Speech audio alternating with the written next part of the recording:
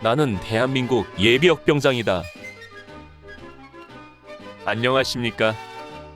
1980년대 모공시절 군대 이야기를 나누는 예비역병장입니다.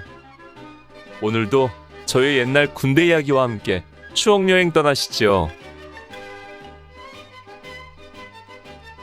나의 일병시절 86번째 이야기. 건군 33주년 국군이날 행사 15. 사단항공대에서의 면회 1. 그 당시 군인들이 일상에서 가장 기다리는 것이 휴가와 면회와 편지였을 것입니다. 그러나 휴가는 정해진 기간이 되어야 갈 수 있는 것이고 편지는 내가 보내야 오는 것이지만 면회는 일방적으로 오는 사람 임의로 오는 것이기에 어쩌면 가장 눈 빠지게 기다리는 것이 면회일 것입니다. 특히 졸병 기간인 이등병과 일병 때는 주말이면 면회 올 사람도 없는데 혹시 누가 면회를 오지 않나 하고 속마음으로 기다려본 것이 한두 번이 아니었습니다. 그동안 나는 남들보다 면회를 많이 온 편에 속했습니다. 자대 배치된 지 40여일 뒤에 어머니와 형님이 면회를 왔고 4월에 병참대 파견근무 때와 5월 하순에 사랑하는 여인이 연거푸 면회를 와서 그동안 3번의 면회가 있었던 것입니다. 그런데 본격적인 국군이날 행사를 앞두고 또다시 면회를 요망하게 되었습니다. 그것은 앞으로 본격적인 국군이날 행사 연습에 돌입하면 면회가 쉽지 않을 것이고 행사가 끝난 뒤에도 밀린 훈련 등을 소화하다 보면 올해 안으로는 면회가 어려울 것이라는 현실적인 조급함이 있었기 때문입니다.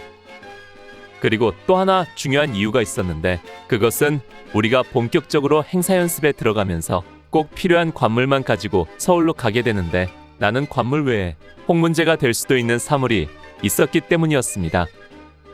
그 사물은 바로 그동안 훈련소에서부터 써온 군복무기록으로 노트로 몇 건이 되었고 또 군에서 찍은 사진 등으로 모두가 보안검열에 걸리면 문제가 될 것들이었습니다.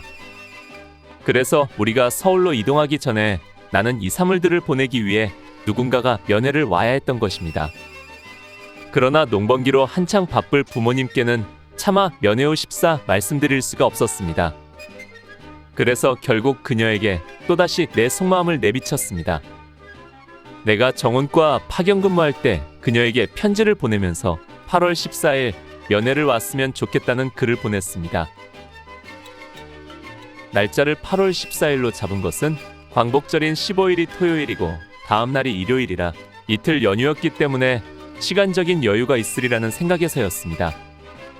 그러나 그녀에게서 온 답장은 14일 면회 오기가 어려울 것 같다는 것이었습니다. 아무래도 직장을 다니는 몸으로 연휴를 앞두고 결근하기가 쉽지 않기 때문이었습니다. 그래도 나는 한 가닥 희망을 품고 8월 14일을 기다렸습니다. 그런데 갑자기 8월 14일 우리들의 상황이 급변했습니다. 바로 사단 항공대로 이사를 하게 된 것입니다. 아침부터 부산하게 이동하고 훈련하고 수경 준비를 하고 보급품을 수령하는 등 바쁘게 하루를 보냈습니다. 점심시간이 지나고 저녁이 되어도 면회 왔다는 소식은 없었습니다. 오늘의 항공대 이사는 우리에게 미리 예고되지 않고 갑자기 이루어진 일이라 이 상황을 미리 전할 수 없었고 나는 차라리 오늘 면회를 오지 않는 것이 잘 되었다고 생각했습니다.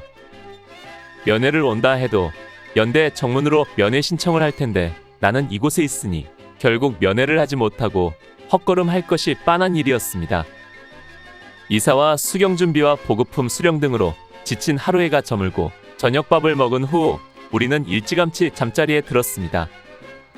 하루의 피로가 몰려오면서 매끄러운 A급 모포의 감촉 속에 스르르 잠속에 빠져들려고 하는 순간 밖에서 누군가를 부르는 소리가 들렸습니다. 처음에는 누구를 부르는지 잘 알아듣지 못했는데 옆에 누워있던 누군가가 말했습니다. 윤일병님 찾는 것 같은데요? 귀 기울여 들어보니 정말 나를 찾는 소리였습니다. 나는 텐트 안에서 대답했습니다. 일병 윤태상, 여기 있습니다. 야, 윤태상, 빨리 복장 갖추고 나와. 나는 복장을 갖춰 입으면서도 처음에는 깊은 밤에 누가 왜 나를 찾는지 알 수가 없었습니다. 시간은 이미 밤 9시가 넘어가고 있었고 사방은 깜깜한 암흑색이었기 때문입니다. 옷을 입고 통일화를 신고 밖으로 나가보니 구중대소대장인 조용진 소위였습니다. 그는 나를 보자마자 대뜸 물었습니다. 너 약혼녀 있나? 어디 살아? 그 말을 듣는 순간 나는 속으로 왔구나 하고 외쳤습니다. 예, 수원에 삽니다. 왜 그러십니까? 그러자 그가 대충 상황을 설명했습니다. 그가 마침 자대에 갔다가 연대 정문을 통해 나오는데 면회객 중에 11중대를 찾는 사람이 있더라는 것입니다. 그래서 자기가 3대대 파견 이야기를 하고 그녀를 데리고 오면서 이야기를 들어보았더니 바로 나를 찾는 사람이었다는 것입니다. 지금 그를 데리고 항공대 담을 넘어 안쪽 아카시아 나무 숲에 모셔다 놨으니 빨리 가서 만나보고 대대 CP로 와서 보고한 뒤 데리고 나가라고 알려주었습니다. 그 당시 사단항공대 담이 실제는 둔덕으로 되어 있어서 어렵지 않게 넘어다닐 수 있었습니다. 오늘 추억여행에 함께 해주셔서 감사합니다. 다음 이야기를 기대해 주시고 구독과 좋아요 부탁드립니다. 당백